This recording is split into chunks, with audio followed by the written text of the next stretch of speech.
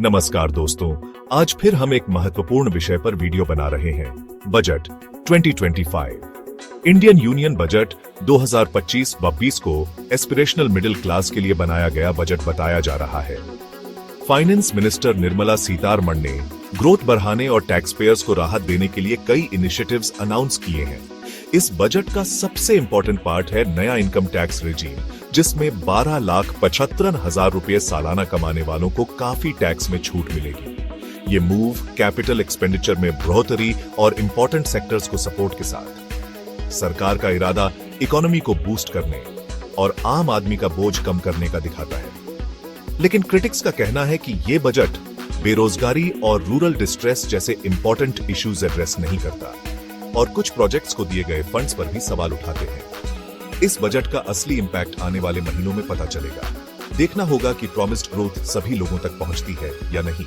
अभी के लिए मिडिल क्लास, जिन्हें इंडियन इकोनॉमी की बैकबोन कहा जाता है, थोड़ा रिलैक्स कर सकते हैं। उनके पास ज्यादा डिस्पोजेबल इनकम होगी। ये इंक्रीज्ड स्पेंडिंग और इकोनॉमिक रिवाइवल में ट्रांसलेट होगा या नहीं, ये तो टाइम ही बताएगा।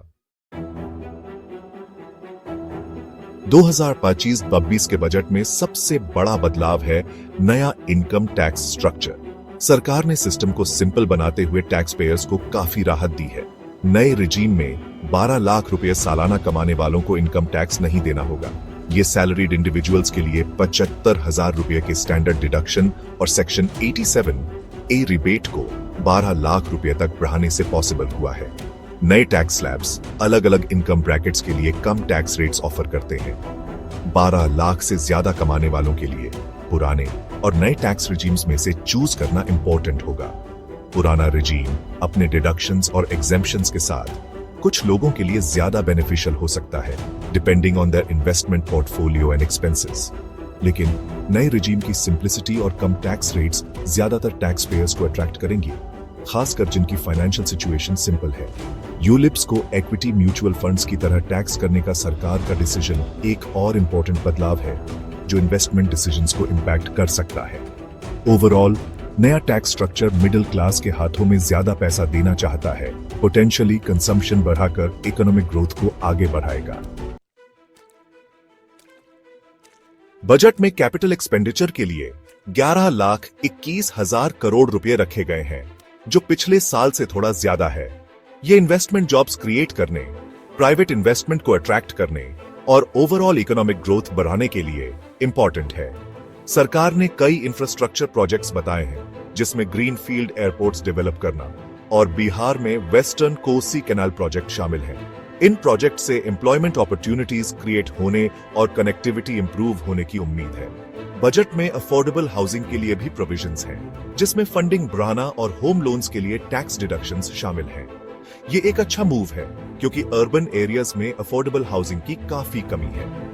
इंफ्रास्ट्रक्चर डेवलपमेंट पर सरकार का फोकस सही डायरेक्शन में एक स्टेप है, क्योंकि इससे इकोनॉमी पर मल्टीप्लायर इफेक्ट क्रिएट हो सकता है, एम्प्लॉयमेंट जनरेट हो सकता है और अलग अलग सेक्टर्स में डिमांड भी आ सकती है। लेकिन इन इन्वेस्टमेंट्स का असर टाइमली एग्जीक्यूशन और एलोकेटेड फंड्स के सही इस्तेमाल पर डिपेंड करेगा। एग्रीकल्चरल सेक्टर, जिसमें इंडिया की काफी पॉपुलेशन काम करती है, को बजट में स्पेशल अटेंशन दिया गया है। सरकार ने बिहार में मखाना डेवलपमेंट बोर्ड बनाने का अनाउंस किया है, जिसका एम लोकली ग्रोन सुपरफूड मखाना का प्रोडक्शन और एक्सपोर्ट बढ़ाना है। इस इनिशिएटिव से एम्प्लॉयमेंट अपॉर्चुनिटीज क्रिएट होने और रीजन के फार्मर्स की लाइवलीहुड्स इंप्रूव होने की उम्मीद है। इसके अलावा पीएम धन धान्य कृषि योजना, जो 100 डिस्ट्रिक्ट्स के 8,70,00,000 फार्मर्स को टारगेट करती है, का एम एग्रीकल्चरल प्रोडक्टिविटी और इनकम बढ़ाना है। मिशन फॉर आत्मनिर्भरता इन पल्सेस का एम इंपोर्ट्स पर इंडिया की डिपेंडेंस कम करना और लोकल फार्मर्स को एम्पावर करना है। ये इनिशिएटिव्स अच्छे हैं, लेकिन क्रिटिक्स का कहना है कि बजट में क्रॉप्स के लिए मिनिमम सपोर्ट प्राइस के इश्यू को एड्रेस करने के लिए कॉन्क्रीट मेजर्स नहीं है, जो फार्मर्स यूनियंस की लॉन्ग स्टैंडिंग डिमांड है। इन एग्रीकल्चरल इनिशिएटिव्स की सक्सेस उनके इफेक्टिव इंप्लीमेंटेशन और फार्मिंग कम्युनिटी की कंसर्न्स एड्रेस करने की सरकार की एबिलिटी पर डिपेंड करेगी। ग्रोथ के इंजनों को एम्पावर करना, एमएसएमईज और gig economy. Micro, small and medium enterprises या MSMEs और बढ़ती गिग इकोनॉमी की इंपॉर्टेंस को समझते हुए बजट इन सेक्टर्स को सपोर्ट करने के लिए कई मेजर्स इंट्रोड्यूस करता है। MSMEs के लिए सरकार ने इन्वेस्टमेंट और टर्नओवर लिमिट्स बढ़ा दिए हैं, जिससे ज्यादा ऑपरेशनल फ्लेक्सिबिलिटी मिलेगी। माइक्रो एंटरप्राइजेस के लिए 5 लाख रुपए का क्रेडिट कार्ड क्रेडिट एक्सेस को आसान बनाएगा, जो स्मॉल बिजनेसेस के लिए हमेशा से एक चैलेंज रहा है। गिग इकोनॉमी, जिसे शॉर्ट टर्म कॉन्ट्रैक्ट्स और फ्रीलांस वर्क डिफाइन करते हैं, को भी बूस्ट मिलेगा। बजट में वेलफेयर स्कीम्स प्रपोज की गई है, जिसमें PM जन आरोग्य योजना के तहत हेल्थ केयर कवरेज और गिग वर्कर्स के लिए ई-श्रम रजिस्ट्रेशन शामिल है।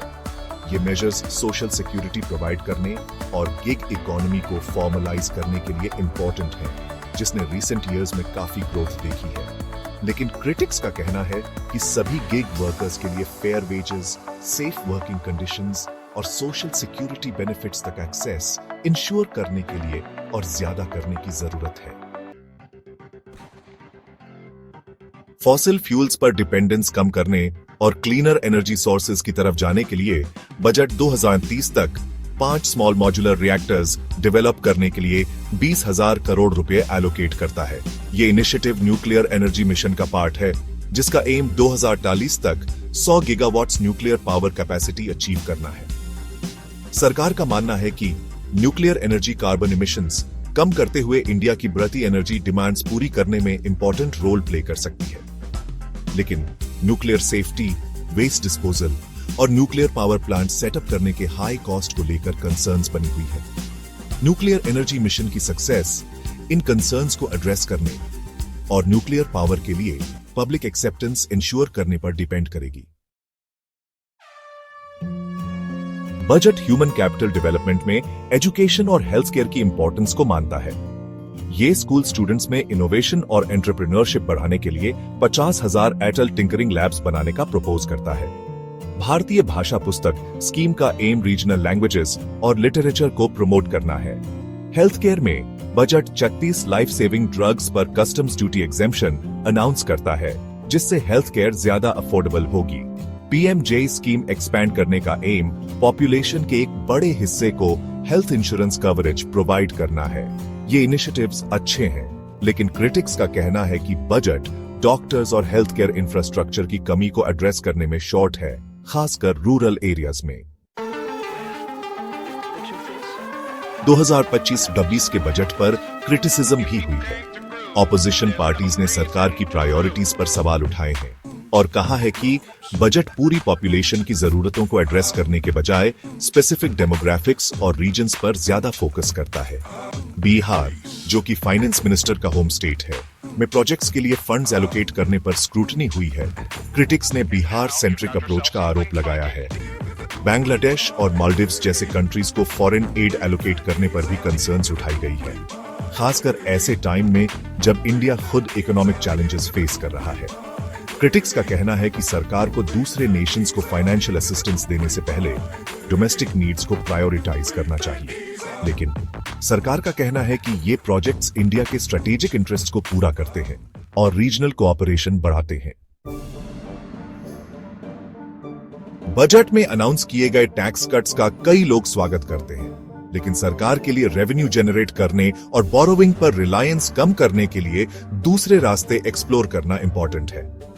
एक ऐसा रास्ता है सॉवरेन वेल्थ फंड बनाना, जैसा कुछ एक्सपर्ट्स ने सजेस्ट किया है। नॉर्वे का सॉवरेन वेल्थ फंड, जो उसके ऑयल रेवेन्यूज से बना है, एक सक्सेसफुल मॉडल है। इंडिया अपने बढ़ते फॉरेन एक्सचेंज रिजर्व्स के साथ ऐसा ही फंड बनाने पर विचार कर सकता है। इस फंड को इंफ्रास्ट्रक्चर, टेक्नोलॉजी और दूसरे सेक्टर्स में स्ट्रेटेजिक इन्वेस्टमेंट्स के लिए यूज किया जा सकता है। इससे लॉन्ग टर्म रिटर्न्स जनरेट होंगे और कंट्री की फाइनेंशियल रेजिलियंस बढ़ेगी। सरकार को पब्लिक सेक्टर अंडरटेकिंग्स के डिसइन्वेस्टमेंट और एसेट्स के मोनेटाइजेशन पर भी फोकस करना चाहिए, ताकि वैल्यू अनलॉक हो और रेवेन्यू जनरेट हो। सस्टेनेबल इकोनॉमिक ग्रोथ इंश्योर करने और सरकार के डेवलपमेंट गोल्स अचीव करने के लिए prudent fiscal policy, efficient tax administration और innovative revenue generation methods important हैं।